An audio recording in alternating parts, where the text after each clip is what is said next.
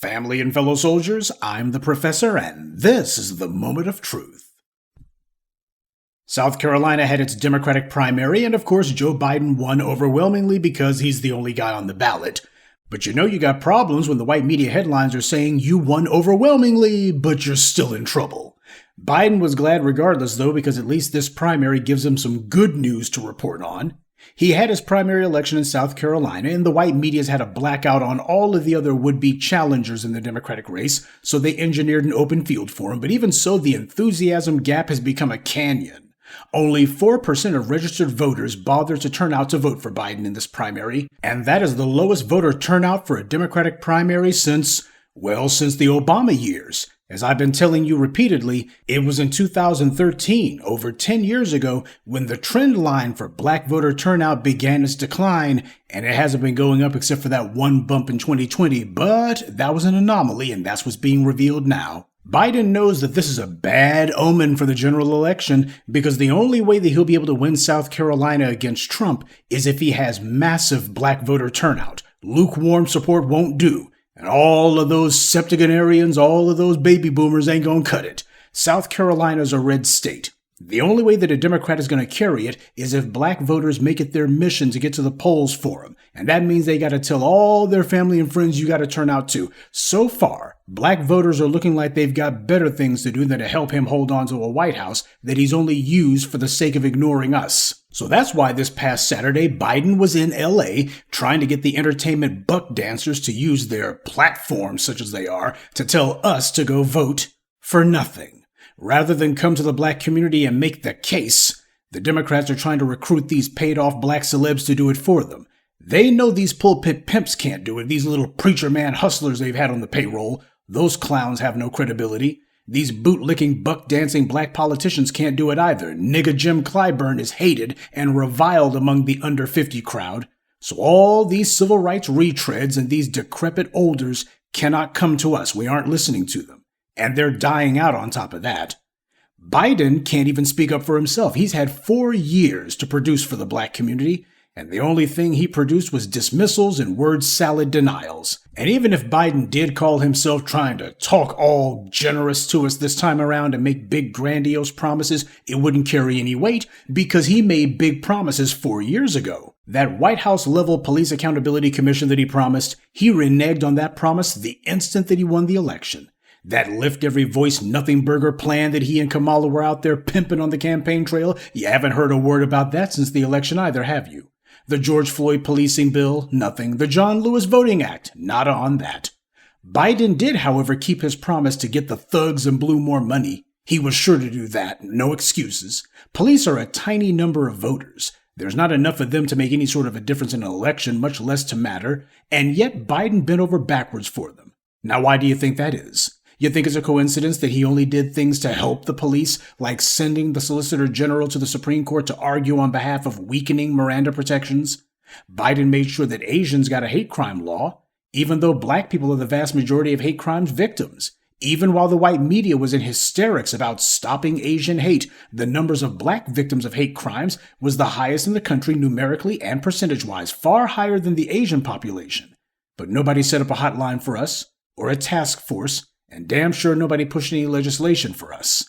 We recognize this is not because of Republican opposition in Congress either. This is because Democrats and Republicans work together as an organized offense against us. Now, the polls are looking bad for Biden and getting worse every day. And for these Biden bots, the cope is real. They're just spouting any old gibberish to dismiss the reality now. See, I think the so-called blue wall of 2020 skewed these white leftist expectations. Biden and Trump were neck and neck in the election 4 years ago. So when the early ballots were counted on Election Day and Biden's numbers began to pull ahead of Trump suddenly, that made a lot of the Democrats think that the same thing is going to happen time and again every election cycle.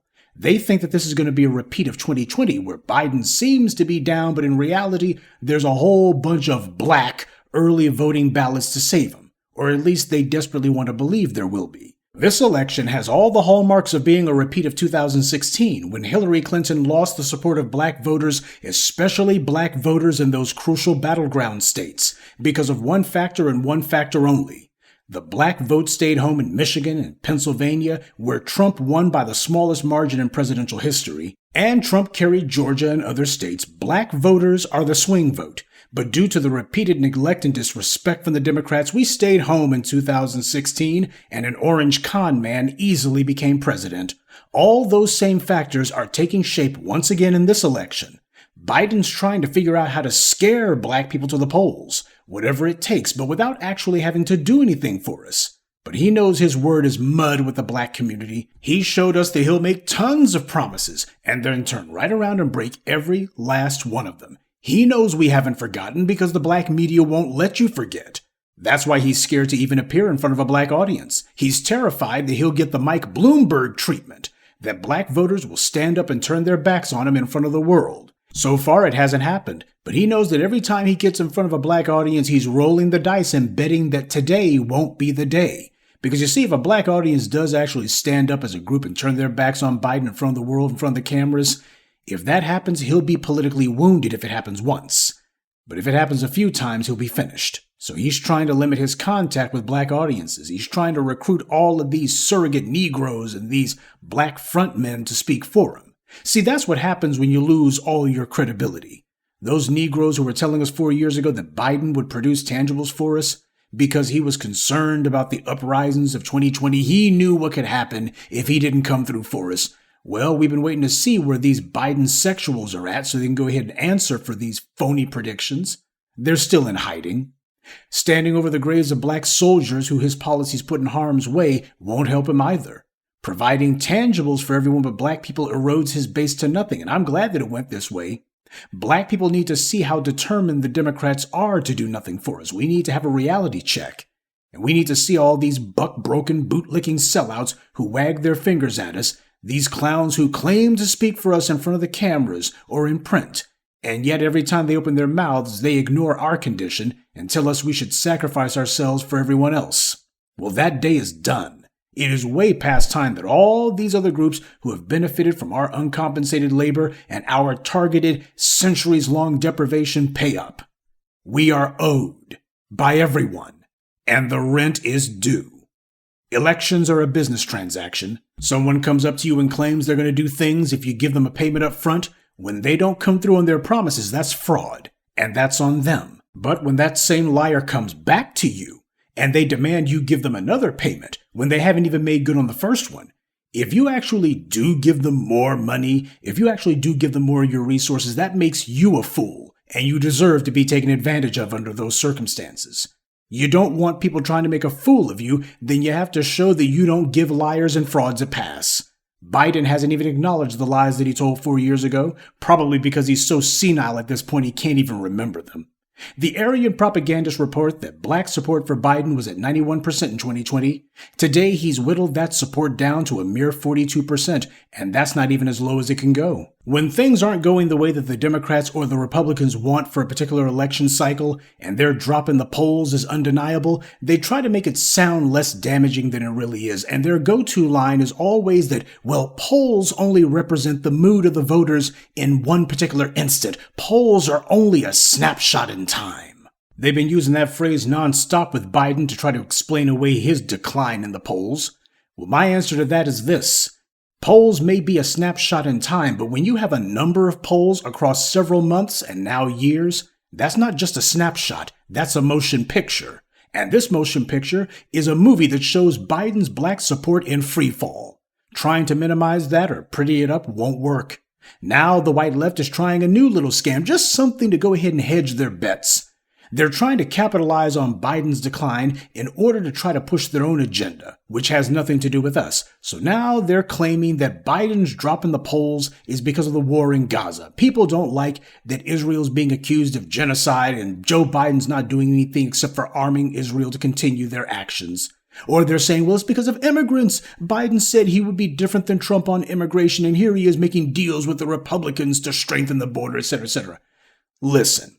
There's not enough Arab American voters or the anti-war left or illegal immigrants or their well-wishers to make an election difference. Tell me, did the anti-war left make any kind of difference in 2004 when W was running for re-election? No. And there's not enough immigrants or their family in the U.S. to make a difference in the election either. If there was, Trump would never have become president to begin with.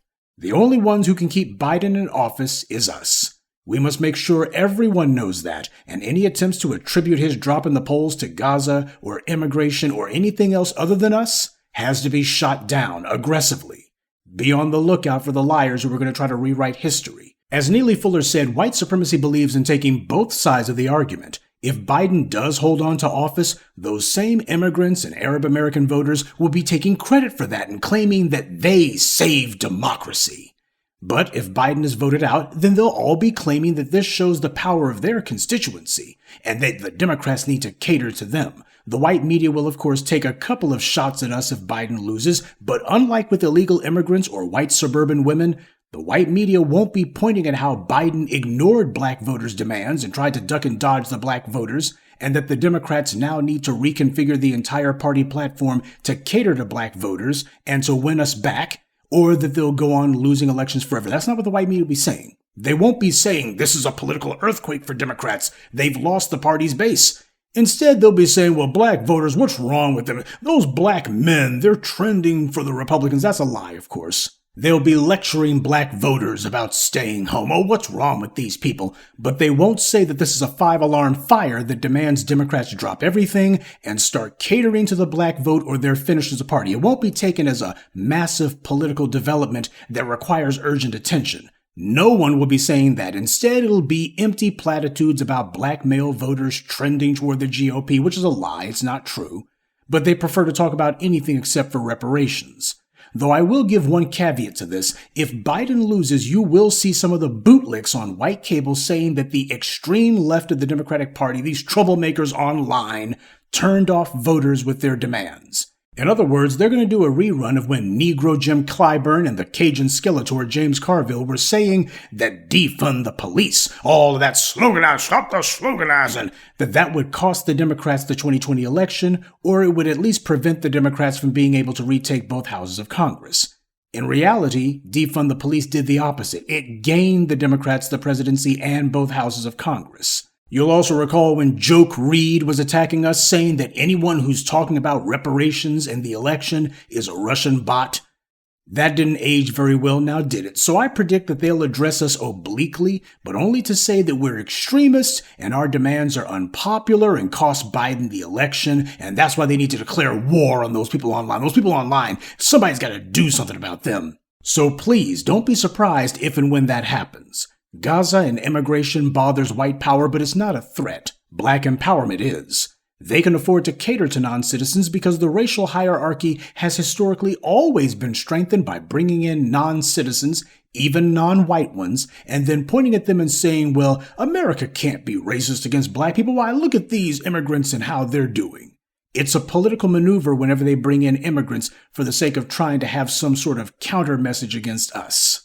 Joe Biden's putting on a brave front, but he's scared, and he should be. He's running scared from black voters and terrified of what a second Trump presidency might mean for him politically. Reprisals from a Trump DOJ, that's all in the offing if he loses. Donald Trump's a sore loser, but he's also a sore winner too, because when he wins, he cannot help but to rub your face in it relentlessly.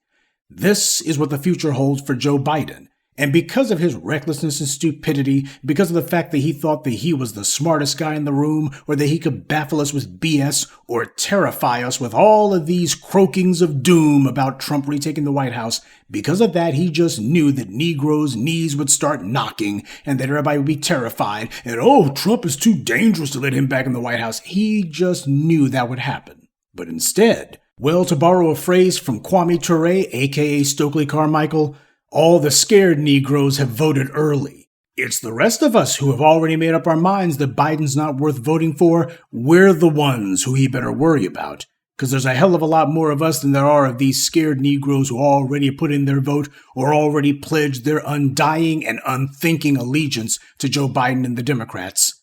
We're the ones who are going to decide which way this election goes. And we've already decided that while we're not going to support Trump, we're going to give Biden the exact same support that he has given us. Absolutely none. So he can go ahead and brag and the white media can cheerlead for him about how he's winning primaries. But so did Hillary Clinton. And just like her, I think he's going to find out the hard way that there's a huge difference between a primary election where you're the only one on the ballot and a general election where you actually have a real opponent. Good day, and be one. I'd like to take a moment to mention some of our contributors. Sabrina, Samuel Drivers, Pharrell Taylor, Mike Hughes, and Selena Williams. Salute to them and thank you to everyone for listening, liking, and sharing this message. Black empowerment only exists because of you.